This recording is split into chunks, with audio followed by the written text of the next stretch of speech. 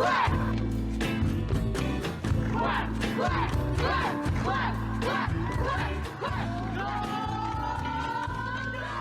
Quack.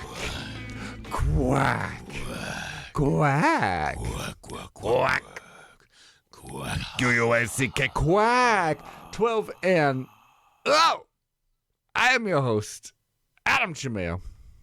And I'm Aaron Schroeder. That's right, and this is the Quack 12 podcast, the most official, unofficial Oregon Ducks sporting podcast on the web footosphere. And here's a special, very special, reduced time episode of the Quack 12 podcast. This is very rare. This is a huge treat. You get less Quack 12 for that same great price. You get less Quack 12, but you get more quality Quack 12. Well, here's what I know. You're breaking my heart. Oh. Because that means I'm getting less time, too. And I don't know what that's about. That's bogus. Well, what it's about is we had some technical difficulties in this week's episode. But that's fitting because we had some issues trying to blow up my spot on the field against USC. And yet it still turned out wonderful, didn't it, Aaron? Didn't it, Aaron? It really did. Yeah, there was bananas stuff there in the beginning. Do we even have a center anymore? Did they all get vaporized? I know. Well, yeah, that's the question, isn't it? I guess, yeah. But we still absolutely dominated. And so at the end of the day, it's kind of like, okay, whatever. I will say this, though. Let's hear it. There was a few instances where I had your voice in my head because we were talking about how they like to play offensively. Mm-hmm.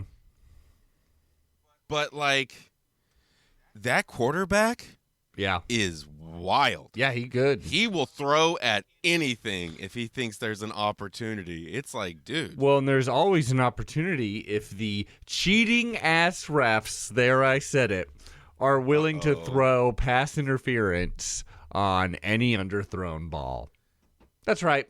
I said it. This is my new era. They were playing it both ways, though. I mean, it was they were having a good time keeping it close. It almost felt like they were doing it because they were like, oh, this game might end too soon, and we need to make sure it hits, this time so we can get all the ad breaks in. This is my new era of just assuming every ref crew, unless they heavily favor us, is absolute cheating, and it's all about finding out who paid them or what their motivations were, and not if they had motivation. It's definitely they got paid very little, but they already get paid very little. The average ref, I do believe, has a second job. That's true.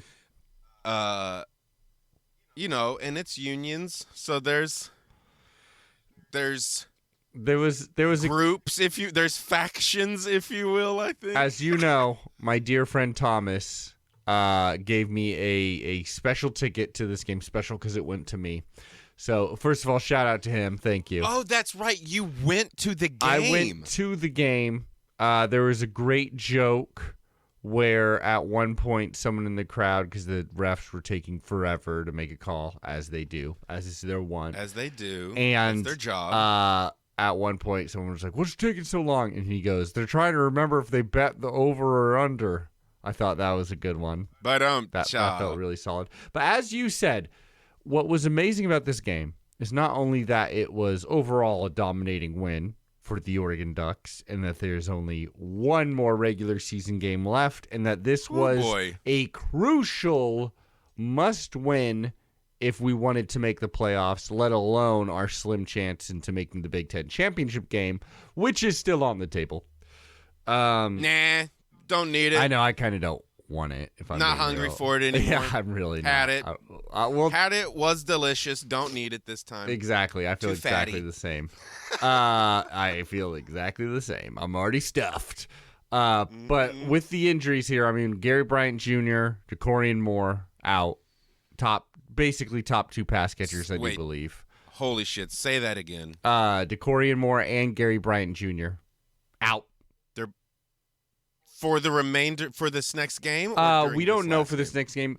It's if Dan Lanning could have his way, I would think he would be like, let's just sit them out for safety's sake. Because it's like, if we're not playing even if we are playing the Big Ten championship game, which again is unlikely, if we are able to just make it so they get their rest, then that means we get 3 weeks or so of rest on top of that, and then they can be fully ready to go when the playoffs actually begin. Even if they are 80%, I'm sure his goal would be to not have them play against Washington. But here was, I don't know that they would need to be quite frank. we'll see. Washington's a good game. It seems like we but- have the passing. Yeah. We have passing on lockdown currently. Seemingly. It's feeling good enough. I mean, it's been very impressive. Their talent would definitely be useful, but very impressive. What was even more impressive was the amount of injuries we had to our offensive line. Yes. Insane. And for us, a lot of times, it would just, at one point, I turn over to my friend Thomas and I look at him and I go, because there was an injury. I says to him myself. I mean, to many teams, this point of year, injury is just insane. This deep into the season, USC had an injury to their center in this game, I do believe. Yes, and I turn over. Yes, both sides. It was a very equal. It was an equality type game. Yeah, exactly. Like our two top receivers weren't playing. Their two top safeties weren't playing. And their center gets injured, and I turn to him and I says, once the center's down, I usually just assume that team is gonna lose the game because it's such a crucial position. And then I swear to God, a couple plays later, Poncho is out. Yeah. And that is going into this game. We had Janoris Wilson, who stepped in for Harkey during Iowa. He had been out for a couple of games. He was still out. We also had Isaiah World was listed as questionable in this game and did not start. Instead, we had a redshirt freshman Fox Crater, who is someone we were excited about, but redshirt freshman just not as physically developed. It takes a lot of time in the oven to get an offensive lineman ready in football. Right. Do you think that's why we're also experiencing so many injuries there is because they're just not fully we didn't let them cure fast enough before a lot of throwing the people them in the oven? Well, a lot of people getting injured are the seniors or just upper level players that transferred in and got the starting job. So it's they have plenty of time somewhat developing. Gotcha. I think it's just football's freaking tough, dude. It's a long schedule. And I mean, there's a reason why most NFL players now all have knee braces on when you're on the line. Yeah, exactly. And so Fox Crater came in, I thought did a pretty dang good job. And then behind Poncho was Charlie Pickard, who we know stepped in early last season. So he's had some starting time. I think it's pretty well known that he's no Poncho physically and that there's a reason why he's not starting. But he also did a good job outside of a couple of snaps, which were a little high or a little wobbly, not the perfect snaps we're used to seeing.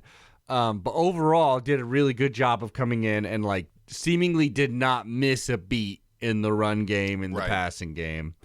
But he did seem rather small, right? Well, certainly not as physically dominant as a Poncho. Right. But who is? And then Alex Harkey, the right tackle, he gets injured because he's kind of been off and on. He's able to get back in there, but I think it's start of the fourth quarter. So we had Kawika Rogers come in and sub for him, but Harkey was able to get out there. So so many injuries to what many people consider the most important position on the field, the offensive line. And yet still, honestly, if you didn't see those players get injured, you wouldn't know that there was a difference. Amazing team building from Dan Lanning to have this many injuries injuries and still be Dude, dominant. remember when he got all hot on Yeah, Benson. Benson, yeah. So we didn't really like at the stadium. We were on like the east side, so it's the opposite side of the field.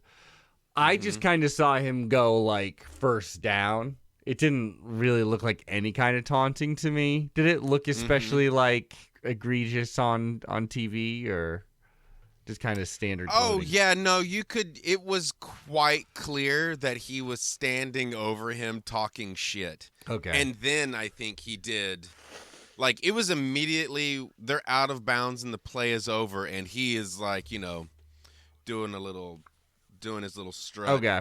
It Directly at the guy. It was obvious, like, oh, yeah, you shouldn't have been. Why are you mouthing off? The play is over. You did good. Get back to the line. Good to know. Because, like, at the stadium, you just kind of get into the mode of, like, if it's against the Ducks, I'm booing it. Right. That's all that matters. No, honestly, from the TV perspective of having two talking heads at me, it seemed like the refs were quite busy and enjoying their time. Yeah, they're having a great time, I'm sure. But yeah, I guess like that one drive right before the end of the half, I believe, where it was mostly flags, but we had the ball, that seemed a little overzealous maybe, but only because it's like, dude, you're just slowing everything down. Yeah. It was what it felt like is, how sometimes the announcers will be like, the refs are letting them play. The refs are like, there's like, these are not those kinds of refs. No, these are not the kind. Like, these were very uptight refs. You couldn't get away with anything. And it's like, come on, man. Let them play a little It's done. tough. Well, what you could get away with was like 3 straight face masks to our running back to end the game. I thought that was absolute bullshit. When one of those, if they they're definitely stopped after a while. Yeah, they were done. They were done at that point. They're like, oh, you know what? We had a great time before the half. We'll let this one Even though just- the game would have been like actual over, like done, and it truly felt like the USC players are like, oh, they're not calling it. Okay, well, we need a miracle. We'll so keep just doing keep yanking his head off. That was annoying. There's also that one strange moment where, I mean, he was having a great game overall, Jacoby Lane, specifically because like Mekhi Lemon takes so much attention, and he was great. He caught 2 touchdowns, and I do believe threw a touchdown, which, yeah, great game. But because Mekhi Lemon and like Chinook Hines were taking so much attention, Jacoby Lane had a great game, 6 receptions for 108 yards. But then he had that strange-ass moment when we get the pick, which we were very good in the turnover battle.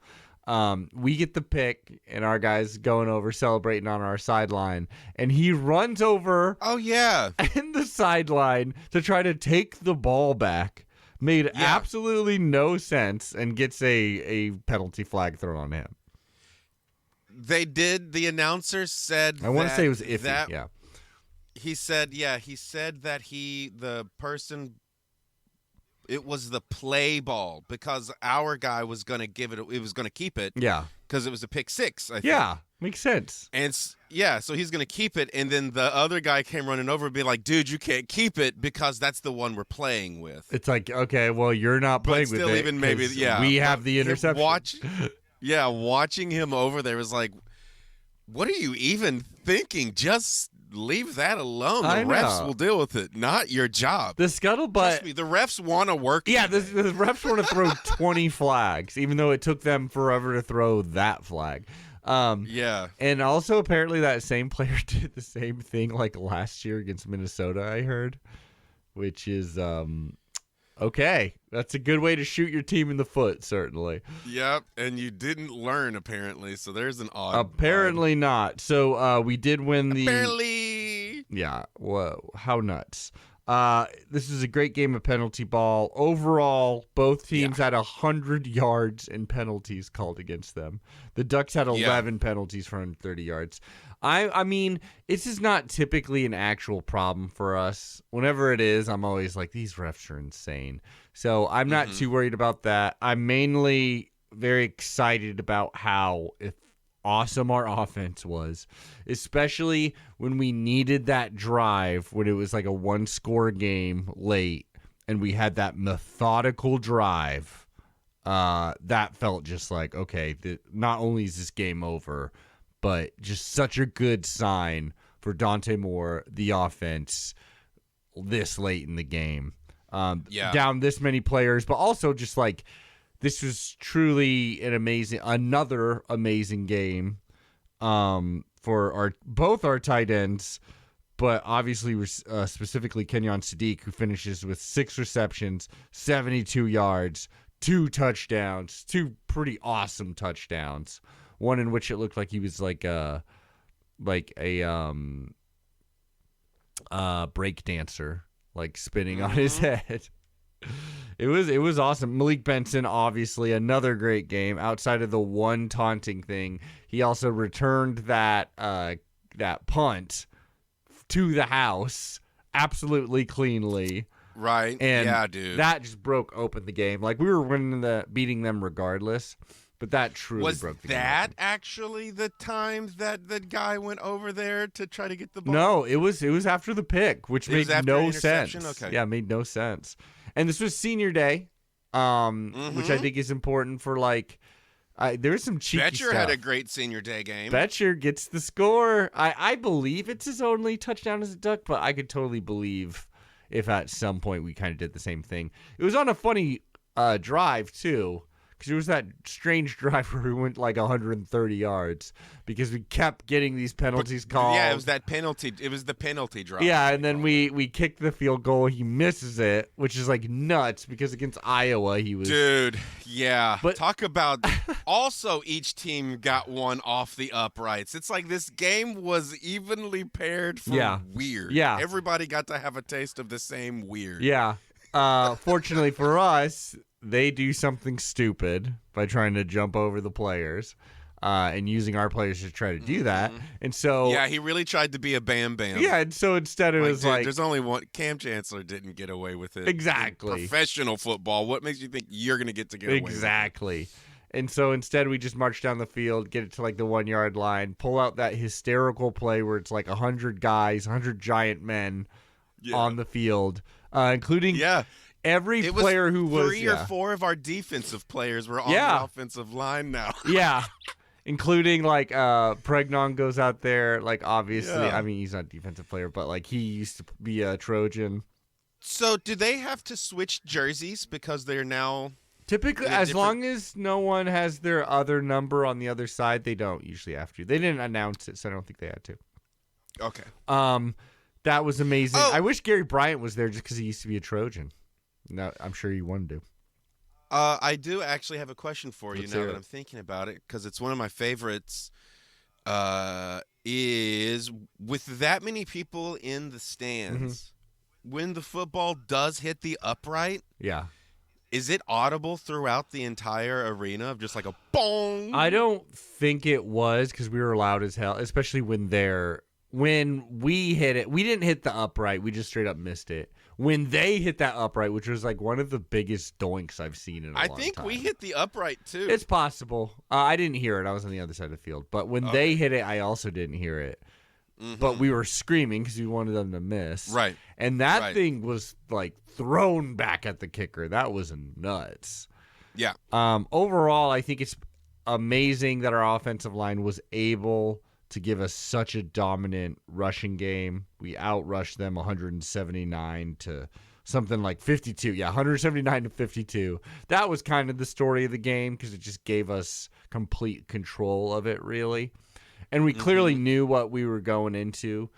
Dan Lanning's like saying of the week was like, like just basically, I forget exactly what it was, but like, don't get knocked out. Like, when you just keep getting back up. Like, yeah, what's with the Ohana thing, too? What was Ohana?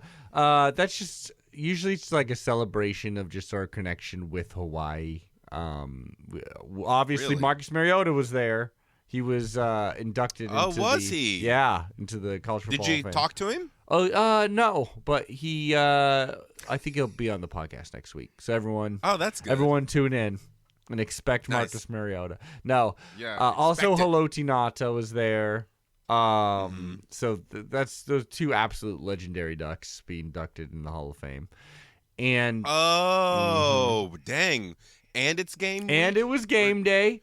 I'm game day, yeah. It's literally there's like 5 celebrations going on in Eugene Yeah. one day. And it was mainly because it was such a bad week of scheduled football that it was like, this is a good game, but usually we wouldn't get college game day twice in Eugene. And it just happened to be like, no, this is the best one. This is a ranked matchup, obviously. Historic matchup because, Pac-12. And game day seemed to be a good vibe, too. Dan Lanning Can I goes tell crazy. you a truth? Let's hear it. I don't the USC team that I saw, Yeah. I don't see why they're ranked.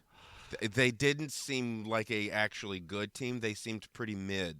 Well, you got to think about it like this. Like, part of them were good, right? Because our defense is pretty freaking great. And they were able to score 27, and it's because of the talent that they do have, specifically Right. Mekhi Lemon. I guess that 27 just felt more like 11. Yeah, I mean, Does that make sense? it always felt like, I mean, it was a close game for a bit, but like it did feel once we got the separation, it felt like we will be able to stop them, not as much as you'd want, but we were gonna be able to stop them every once in a while. Yeah, we were gonna be able to, and they yeah. were never gonna be able to stop us. Our biggest. Actually, the only reason why some of their drives seem to be so good is because we would get stupid passing interference calls. Yeah, that's what I'm... And it's just like, dude, you can't just keep giving them spot of the foul on their biggest throws when there's nothing going on here. Yeah. I just kind of want Dan Lanning to somewhat have that in his playbook of like, sometimes you can just underthrow the ball, and it's the safest thing in the world, and you get freaking 15 yards and a first down or whatever. Like, it helps you out so much. Aaron, I think we should get rid of the spot of the foul. Yeah. Speaking of getting rid of things, I'd like to introduce a new segment. Oh, I'm so glad you remembered because I forgot to remind you. This is called Adam's Woke Box. Nice. This is where I stand on my woke box and I shout out to all of you lesser thinking beings of something that is pissing me off as a left radical human being, a leftist. And that is Aaron. And that is Aaron. Aaron, you need to stop your fascist thinking. No, one thing that's pissed me off that I think this is like only the second time they've done it. Maybe they've done it more at Watson Stadium I haven't seen. Is they have this new tradition of they get the American flag. You've heard of this, yes? Seen it. Okay. So they get like one of those giant ass flags that you'd put on like a giant ass pole. I like it when it's up on the pole. I think it's certainly an all right. Would you say flag. giant ass as in it's like one of those ones where the band pulls it out on the field and you're like, God damn, that takes up the entire field? Not quite that big, but just about that big, I think. Sure. We're talking about massive. I don't know American flag sizes. here. Yeah. So fans, some very patriotic, supposedly, fans come in. They sneak this flag in or whatever. I don't know how, in a giant ass backpack, and then they unfold it and they go like, okay, pass this, or like everyone. It takes like goddamn seemingly 20, 30 rows or something like that. I'm probably off, but like something like that, like 20 rows to really stretch the thing out. And they go, okay, pass it around the stadium, everybody. And everybody gets to touch it and look at our beautiful flag, and we're all going to cry and whatever. I think it's super fucking annoying because I'm here to watch the game. And they started That's a staged job, my dude. Oh, yeah, That's it is. Inside. That's inside. That was bought and paid for so that there can be a clip. Well, I'll tell you this. That's the production network getting in there with a few people on staff. There's always trying to get a social moment going, if you will. It started after old Charlie Kirk, famous Duck fan, bit the old yeah. Is he a thing? Well, he's a duck? He was, yeah. But sucks. Yeah, I agree. And so like it's just obviously like just another and like there's Is that a thing? Huh. It shouldn't be. It's really annoying. I'm here to watch the game. Suddenly, now there's it's technically illegal. We've already had like 3 patriotic songs and a flyover and like whatever, Pledge of Allegiance or whatever, and then so this thing comes over and like can literally block your view of the game. Not only that, but you're adding another element. It's like this is crunchy Eugene, Oregon. Like at a football game, there's plenty of people that are very quote unquote patriotic and right leaning or whatever, but there's also Eugene Oregonians there, and so this takes a lot of coordination. This is crazy, impromptu coordination too. They managed to flip the flag upside down in real time, like which takes a lot, like to get enough people to be like, okay, you hold on to that, we'll flip this upside, which made me laugh. I took a picture about it. I liked it. Because how many pissed off people there would be. Even if that makes me unpatriotic and I'm disrespecting the soldiers who wanted me to pass this flag around a football game. That shouldn't be done. Yeah, that's illegal. What they're doing is illegal by the Constitution. I think it's disrespecting the flag to pass it around this. Well, there's laws against it. There's like so many rules about what you can and cannot do with the flag and how it can be used and blah, blah, blah. Yeah. And so anyways, it gets flipped upside down and then other people get pissed off and they flip it upside right. And then everyone's like, yeah, that's right. Get that flag back up. God. And then it gets to the student section and they try to flip it over again. So anyways, I just think it's annoying. I think we should stop it. Who cares? I bet this answers a question I had because I'm watching on CBS, right? Mm-hmm. And because I'm on the antenna, every so often you get like digital interference. It'll freeze up and you're like, oh, shit, okay, it'll come right back. Yeah. But at some point in the game, I mean, it was just stuck on a still image. And I was like, oh, it's just froze right before this play, whatever. It'll be back in like 5 seconds. But it just kept staying frozen. Yeah. But then I noticed that the update bar at the bottom that's talking about that shows you all the other games stats and stuff, it's still going. So I'm like, oh no, they froze the video feed. Something is going on over there right now. See, that's it. It must be that they were censoring the flag. I take it back. We got to get a second flag. We got to get a second American. Maybe a "Don't Tread on Me" flag out there. I think that'd be good. No. Well, I think they made the right decision by not airing it because I'm sure as everyone knows, CBS is a bastion of forward-thinking thought. Yeah, I'm sure CBS just fucked up. That sounds way more likely. Anyways, let's shout out the actual players who played amazing in this game. Dante Moore, 22 of 30, 257 yards, 2 touchdowns, 1 interception. Who cares? Noah Whittington, 19 carries for 104 yards and a touchdown. Jordan Davison, 13 carries, the future, 50 yards, 1 touchdown. De'Aaron Hill Jr. even got in there. Only 4 carries, but averaged 7 yards per carry. Kenyon Sadiq was just absolutely amazing. Malik Benson. Jeremiah McClellan, he played, got injured early, but still got out there. Probably because he knew, like, God damn, we don't have any receivers anymore. And then another person who's really coming along, I mean, this just goes to show you, dude, like, we did a good job throwing the ball, 257 yards, but we had 6 pass catchers. Only two of them were wide receivers. Otherwise, it was 2 running backs, 2 tight ends. But the emergence of Jamari that Johnson tracks for us. Oh yeah, That's well, what right we now, like to throw. Right now, it makes sense. It's like, let's be tight end youth, especially since Kenyon Sadiq is amazing. Also, they did do another zoom in on Noah when he was doing one of his runs, when he was when he was powerhousing. Yeah. And I do think the wide-eyed expression is just him in absolute concentration. I think he's slowing down time. That makes sense. Around him, because that's what it looks like. He's possessed the 20 yards, around him in a sphere. That is what it looks like. Aaron, let's we don't have much time this up. We don't. You keep saying that. Let's get to the picks. Well, let's talk about next week's game. Well, we will. We'll do that in the picks. picks. Within the picks. Because, well, first of all, I'll say this. You did well. You were one away from a perfect round. Yes. I laughed my ass off when they showed that James Madison. That James Madison won. I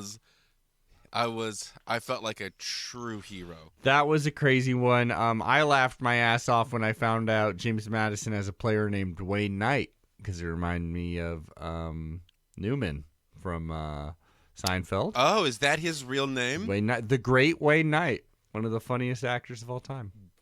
Dwayne or Wayne? Wayne.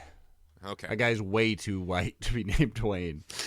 Dude, different times. At different times. 58 yards and a touchdown run for him.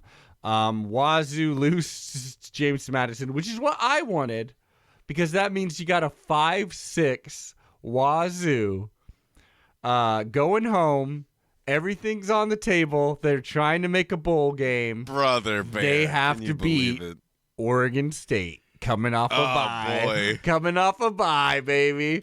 But that made me nothing, since Oregon State is possibly the worst team in the world.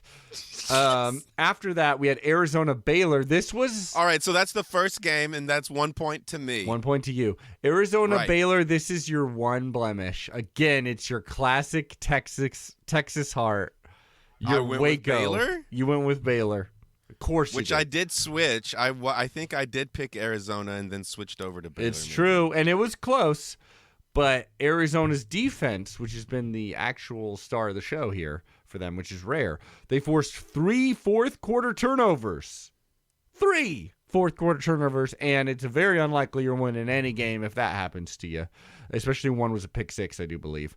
And Chris Hudson, ex-Duck, which I could not be happy. It sounds like you went to the right place, even though, honestly, it turns out no matter how deep in the depth chart he would have been, for us, he would have gotten playing time. But Chris Hudson, 9 catches for 133 yards and a touchdown. He's been doing really good over there. You like to see. And shout out to their senior night on defense. Dalton Johnson got 18 tackles and played ferociously for the Wildcats. Dang. We love to see it. Huge game, ASU versus Arizona. And in that year, and it'll actually mean something, which is pretty rare for the Territorial Cup. I chose Arizona because I'm a genius. Then we went Utah. Utah versus Kansas State. Kansas State has had a pretty underwhelming season compared to where their hype was. Mm-hmm. Utah has had a surprisingly good season in what could be Kyle Whittingham's final year before he finally retires. That's fine. Yeah, I mean, he's been there for freaking ever, and he's done a really good job. He seemed very emotional in this game. It was senior night, but he seemed maybe a little like about to retire emotional. And this game, bummer, classic. Could you imagine? Classic. I mean, he would be retiring with honor, 51-47. Holy shit. This is a shootout. This is one of those shootouts that's like more on bad defense than good offense, but there were some impressive offensive plays. That's what it sounds like when you when you get scores that high. You're like, okay, it wasn't. Nobody can cover anybody. Yeah, that's exactly it. People were just barreling through the other team. There was a 12-point deficit in the middle of the fourth quarter for Utah. But Devin Dampier, 2 touchdown passes, 2 touchdown runs. K-State got 472 rush yards in a loss. That is hard to do, honestly. Utah wins that one and keeps their slim but still possible Big 12 championship hopes alive. After that, we had Cal Stanford. This is the big game, baby. This is a big game. This is a big game, man. This is a big game. Hey, man, no, this is a big game. Both these teams aren't having great seasons, but this game still means a lot to them. Andrew Luck is still the vice chancellor, counselor, CEO of Stanford. Not quite the coach, but in charge, clearly. He had a very funny moment where he was being interviewed on the sideline. As that was happening, he's like, wait, hold on. I want to watch what's happening. They force a fumble, and they return it. And it was crazy because, like, the sideline reporter, that camera was still going on. And so they had two different angles of this fumble touchdown return. It was amazing. Stanford actually rallied back hard for the win. They really decimated Cal. You chose Stanford, my friend. Two returned fumble touchdowns. They snap a 4-game losing streak in big game against Cal. Cal had 3 fumbles overall. They had 13 penalties. Hard to win when you're doing that. Not only that, so 50,000 people at Stanford Stadium, which is nuts to think of that many people seeing a team that usually no one sees. Like even with the big game, it's crazy to think that many people are there.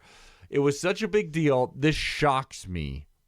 Cal fired Justin Wilcox. Whoa. They goddamn fired him. Even though they could still make bowl. I did not think that was how. I thought as long as they make a bowl. Immediately he's gone now? He gone. Oregon State already looking into Justin Wilcox, which would be a pretty dang good hire for them, honestly. That would be awesome, actually. Yeah. I really like that, except for the fact that it's he's going to be taking a serious pay degrade. Oh, yes. And talent. Like, yeah. Yeah, but, maybe a quieter life. Maybe Hollywood was a little too hard for him. Bay Area, but yeah. Basically Oh, is that Hollywood. where Cal is? Oh, yeah, Bay Area, baby. Why did I think it was in Los Angeles as well? Because we're Pacific Northwesterns. We think everything, everything's LA. Yeah. Yeah. Anything south of the southern Oregon border is like, I don't know what that is. Yeah. It's either LA or California hippie territory. So my man, nuts, they fired him, especially in this coaching carousel where it's like, you really want to be competing to get another whatever. So pretty cool for Stanford, honestly. They take on Notre Dame next, which that would be the biggest upset ever. That'd be crazy. So you got Stanford. Then after that, Arizona State, a spirited battle. They come out with the win, though. A spirited battle against someone, I'm sure. Oh, yeah. Colorado, surprisingly. But in the end, it was a lopsided score, 42-17, because Raleek Brown rushed for 255 yards, third most in ASU history, by the way, and 2 touchdowns. ASU had 3 fumbles and an interception and still won this game. Jeez. That's crazy hard to do. That's why it was close for a minute, but Colorado is just that bad. Both of us chose ASU. Washington took on UCLA. UCLA's comeback story, the inspirational story that swept the nation for like 3 weeks. It's over because they've lost yet again, and they did not look competitive even for a minute. Even though Nico Iamaleava returned for this game from injury, but then in the third quarter got hurt again and was taken out, but didn't look effective even when he was in it. Damon Williams Jr., who we will talk about in a little bit here. If the Huskies are going to beat us, it's going to be because this guy is a pretty great playmaker, honestly. Both with his legs and through the air. This is the weird thing is this is the second Rose Bowl win in 30 years. This is, I should say, at the Rose Bowl, not Rose Bowl win. Okay, I was a little confused. Yeah, for UW, they are 1-9 in their previous 10 appearances in this Rose Bowl game against UCLA, which UCLA is trying to not play at the Rose Bowl anymore, which sucks. Tradition's dead, and we killed it. Anyways, though, Washington, so that sets up what could be ranked game against Washington in Seattle. Gonna be huge. And then Oregon, we both chose Oregon. Overall, that gives you 6 correct, and I got 5, which leaves the total right now. This is the last week, too. 62. We agreed that many times? Yeah. Yeah, we agreed that many times. I thought I list. went buck wild and was choosing crazy pills. Nope, not according to this. Huh. If you want to go back and listen, you can. 62 to 58. No one does. I got a 4-game lead. The regular season's about to end. We still got conference. We'll pick conference champions. I thought I was about to gain 3. Well, I thought I was like up. I thought I was going to be 1 point behind you. I thought we chose so wildly. We'll pick different. conference champions too, so we still got more after. You don't have to go balls to the wall here, but we got a lot of games to pick here. How else would I go? It's true. It's true. My friend, let's get into it. A quick commercial break. Aaron, we're back we on got Quack. a lot of. This is another classic. Like, feels like we're actually back in the Pac-12, and it definitely makes you think, why'd we ever fucking leave? Because these are good, fun, good matchups, and yeah, we I don't live on know. the West Coast. I know that you're still working through the 5 steps. Yeah, But I I haven't will gotten- say it does seem beneficial to us quite heavily that we are in Yeah. the Big Ten now. We're probably getting bukus more money. We're definitely getting a lot more notoriety, and we're getting wins that people actually think are more worthy than the ones we used to have. we're certainly getting more money than we would be getting in whatever the Pac-12 would have been Right. on CW or whatever deal we would have gotten. And we are getting more respect, even with a weaker schedule. If we had these same results or we're undefeated in the Pac-12, they'd be like, well, but Oregon's beating up on. Like, we would have beaten up the probably best Pac-12 team now, and it would have counted for nothing. Right. So you're right, but I hate it, and I wish we would make college football great again. Now I'm getting off my woke box. Aaron. Yes, sir. So we got a lot of games. We got a lot of teams to pick because they're all playing. All 12? Starting with all 12 are playing. Some of them are playing Holy crap. against Is this each the other. final week of football? This is the final week of regular season football, man. And I only just figured out how to get my cool sunshades to also be prescription glasses. I was so dude. stoked. Well, next week, hopefully we'll have these technical difficulties out. We'll hit you with a 3-hour episode, y'all. Aaron will have his shades. Yeah. And I'll be off able my to woke see. box. Yeah, exactly. Hopefully. Or not. This is a free podcast. What do you expect? Okay. Utah, number 12 Utah. Still in it for the Big 12. They need a lot of chaos, mainly between Texas Tech and BYU. But number 12 Utah is taking on Kansas, a 5-6 Kansas. They're fighting for bowl eligibility. They're not a great team, but Utah looked somewhat vulnerable against Kansas State. Who you got? You got the Utes or you got the Jayhawks? No, I got Utes all I got day. the lead, so I guess I'll pick first. But Whatever. I was I gonna already choose- said it. I said it, bro. You Yeah. know where I'm going. you really jumped in front of me there. I mean, I was going to say Utah first. It seems pretty Oh, obvious. were you? But Oh, where you know? who knows? I Who bet. knows? Who knows? We also have. Oh, first of all, this is just for you, Aaron. Texas A&M takes on Texas, number 3 versus number 17. We're both rooting for the Longhorns in that one. 'cause Yes. it would really That help is an us out. absolute correct. Yeah. Go Longhorns, as Hook they 'em say. horns. Hook 'em horns, as they say. Yeah. Then we have the Territorial Cup, 6 p.m. Fox on Friday. Arizona 8-3 versus number 25 Arizona State 8-3. Whoa, what a game! That's amazing. I feel like I just got to go with my guy Kenny Dillingham. Yeah. But this should be a pretty solid one. Who you got, Aaron? I don't trust this KD situation you're so hyped up on, so I'm going the other way. You're going with your classic Sandy Bowlies, Arizona. Yeah. Is that what this is? Is that every game is going to be the two old rivals playing each other? It's rivalry week, so it certainly makes sense. Well, there it is. We got Oregon, Washington, number 7. Do we want to save Oregon. this one for last? Oh, yes, we should. We got I just want to mention this one. Number 1, Ohio State takes on number 18, Michigan. Michigan is 9-2. Ohio State is 11-0. If Michigan were to beat Ohio State and we beat Washington, we are in the Big Ten championship. That's against all it Ohio takes. State. Against Indiana. Really? Because Indiana's undefeated. I thought you just said Ohio State was undefeated. They're also undefeated. Holy crap-oli. So, but because they would become defeated. Mm-hmm. Wow. But we can beat that other team handedly. Yeah. Well, I think we could beat Indiana. I think we could. Yeah. But with all the injuries, it's like I'd almost rather not. I don't want to do it because I want some playoff time. I want an actual playoff run.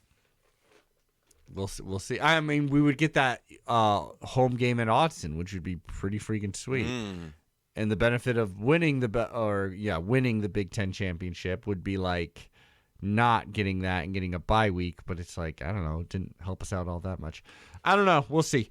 Watch that game. I guess root for Michigan because it'd be funny as hell if they pulled it off for a 5th straight time. That? Could you imagine? Oh, it'd be so good. It'd be so good, my man. Let's keep it going with the Pac-12.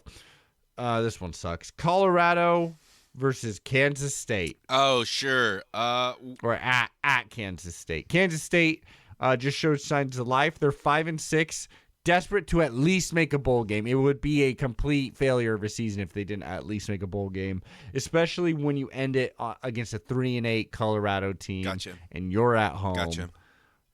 Yeah. And you're at home. I mean, I'm going with Kansas State. Double down on that one, big dog. Let's double dip. That just seems a little obvious. But who knows? Who knows? Let's keep it going. We have... Who do we have? We got Oprah over here running the show what else? tonight. Did you see this? You get a car. You get a car. Look under next your pack. seats. Ooh, here's an actual pack game. In fact, some would say the only pack game. Oregon State 2-9 versus 5-6 Washington State. Sure, this is the game. This is for all of it. This decides the Pac-2. Yeah, this decides who leads the conference. Oregon State has beaten Wazoo 100% of the games. Yeah. But that didn't they count. Have played them. So, but it didn't count. Didn't count though. So it doesn't actually. Also, so you can't utilize it. It wouldn't hold up. Vital information. This is on the CW network, and for that reason, I believe Oregon State will lose. Wow, you think Wazzy's got this one, huh? They certainly got a lot more to play for, and Oregon State's like, we've already even beaten this team, so it's not even like. I think that's what they need is just reassurance that they can at least beat one team, twice. Like it's guaranteed. Like, oh, we at least can beat them. We can't beat the Sam Houston, which hadn't won yet, but we can beat Wazoo, which almost beat Ole Miss. What should I think do? Wazoo has more. You're going Wazoo. I really think the state's got this one. Let's give it to Oregon State.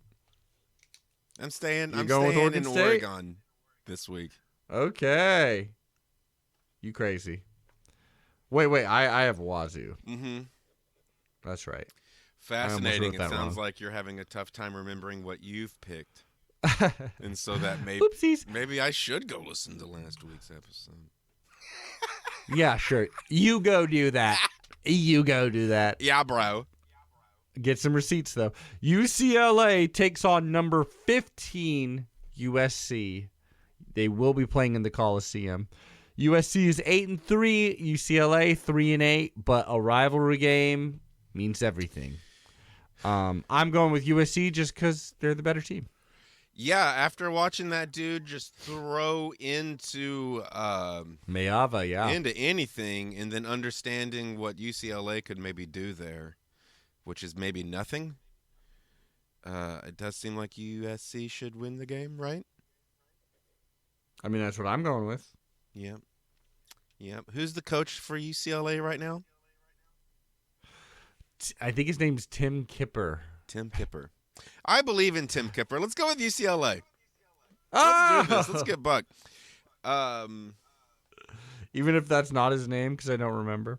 I'll look it up. Because I had no reason to. Oh, sorry. Are you still gonna go with him if his name is Tim Skipper? 100%.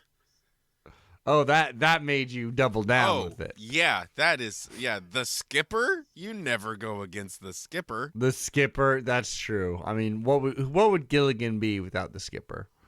Possibly Probably not dead. on a deserted island. Either dead or not on the island. Either because he died well before then or because he got off. Well, no. Gilligan's never getting off that island. It's like Lost. Exactly. SMU, who's 8-3, and I don't think competitive in the ACC, but maybe ACC's insane. And versus a 6-5 Cal who just fired Justin Wilcox. That's crazy, dude. I got to go with just SMU because they got a better record, but maybe Cal's getting that dead coach back. No, because this isn't like a good firing. This is one of those. It makes sense only because administrations are heartless. They are, aren't they? I don't think he was doing a bad job, was he? I mean, he was doing such a mediocre job that they just like simply had to like every year being like, "Oh, we won our first three games. Oh, we're 6-6 or how many years 5 has he and been 7 trying to do it as well? As many years as I am old, it feels like, but not really. So he's been there for so fucking long. And it just has not. So it was out. a long time coming, probably. Yeah. Maybe he was just checked out. Dang. So maybe they will get that bump. Maybe they will. Huh. But maybe not. Who knows? Maybe if they love Nick Rolovich, who's probably trying to compete for that job right now. Nick Rolovich. So you going with SMU, you said? No, let's switch it up because we still got that quarterback over at Cal. Maybe he's our hero who's going to actually rally the team. Let's go with Cal. Maybe even it's also possible he's trying to build his resume and his tape for a different team that he wants to play with, you know? Like he wants to be the new starting quarterback at Alabama next season. So he's going to go crazy versus SMU maybe. And second to last before we get to our home dog picks here, Oregon, we got number 9 Notre Dame traveling to Stanford, California. Yeah. Who's already out of bowl contention. Right. Notre Dame is 9-2, number 9 in the country, will absolutely make the playoffs if they beat Stanford. Crazy. I got to go with Notre Dame. They're just such a better team. Yeah, I got to go with the Catholics. The Fighting Irish. That seems like they should be dropping that by now, right? That's bad, right? The Fighting Irish. The Irish, we love to fight and we love our potatoes. And it's like the leprechaun. Good? Was that racist? I think it might be. It's definitely I mean, you know, they were forced into that, so it's not like they chose to eat potatoes. Laddie, give me my Tillermerdoo. What? Anyways, Tillermerdoo. It's an Irish whiskey. Last pick, Oregon versus the hated Washington Huskies. I'm going with the one, the only Oregon Ducks. You can do whatever the fuck you want. I mean, obviously the Ducks have this in the bag. If that's the case, Aaron, then why don't you give me a super specific pick for this game? Well, it's tough to make a super specific because we never really talked about the game. And so I don't know what the Huskies got going for them. Well, I'll tell you this. We didn't because we've been a little short on time, as I said. But I'll tell you this much. Leading receiver was out last game because he got injured versus Wisconsin, which was their most embarrassing loss. Gotcha. So their leading receivers out. Their leading running back, Jonah Coleman, who's really good. He's been pretty dinged up. He didn't play in the blowout against UCLA, which maybe they're just preserving their health for Oregon, which is a huge freaking game for them. Also, they're having offensive line issues. Where some of their starters haven't been able to play. What about their defensive line? Defensive line is actually looking pretty good and had a great game against UCLA. Gotcha. But UCLA is terrible. Okay. But Washington, they still got like Jamal Williams, who's been great. Not as consistent as a Dante Moore, but using his legs and his feet, and it's just frantically getting this team to mostly winning football. And they still, even though they're deep in their running back room, they are still doing well in that regard. Muhammad had a great game. Like I said, their right tackle is out, and their center is playing with like a cast, and they're having a tough time. As are we. The Huskies defensive line will set a new Big Ten record for most false starts in a game. Whoa, Big Ten record for most false starts in the game at home. They're at home. Because we are going to have them psyched out. I love that. We're in their head. In their Hey, speaking of head. Irish, aren't they Irish? There you go. It all comes the around. crammed berries. Oh, my beloved potatoes. Bad. We apologize to our Irish. That was bad. My what would super you do if specific Conan prediction. O'Brien heard that and he was like, "Wow, dude, wow." I'd be like, and Conan O'Brien was like, "You were a hero of mine until I heard that." If he did that, I'd be go Team J. That's what I'd say. Whoa, heavy. No, I'm joking. Going full dark side. I'm for it. You know I'm Team Coco. I couldn't give a shit about Jay Leno. My super specific prediction. Yes. To end this show. And get out of here. End this regular season. Is that the Oregon Ducks. Yes. Some would say, certainly the most crucial late play in this game will be, first of all, this game's going to be a one-score victory for the Ducks. Wow. Close. We're going to win by less than a touchdown. Wow. Not only that, because but a crucial play will be when we fake the punt and get a first down. See, I was thinking the crucial play will actually be us psyching them out on a false start on like a 4th and 6 type situation. So we get the 5 yards, which gives us a 4th and 1 situation, and which we can always grab that. And that they will wouldn't be have. what leads to our touchdown. So it'd be like an offsides then. Oh yeah, okay. So that's what I guess that's what you should call it then, is offsides. They're gonna set a Big Ten record for offsides. Whoa! But only because they're jumping. They're gonna be really jumpy. So you predict some jumpy Huskies. Jumpy Huskies. They're gonna be barking. I like it. These dogs be a barking, but these ducks be a quacking. Quack quack. And we'll see y'all next week. Quack quack. Quack quack.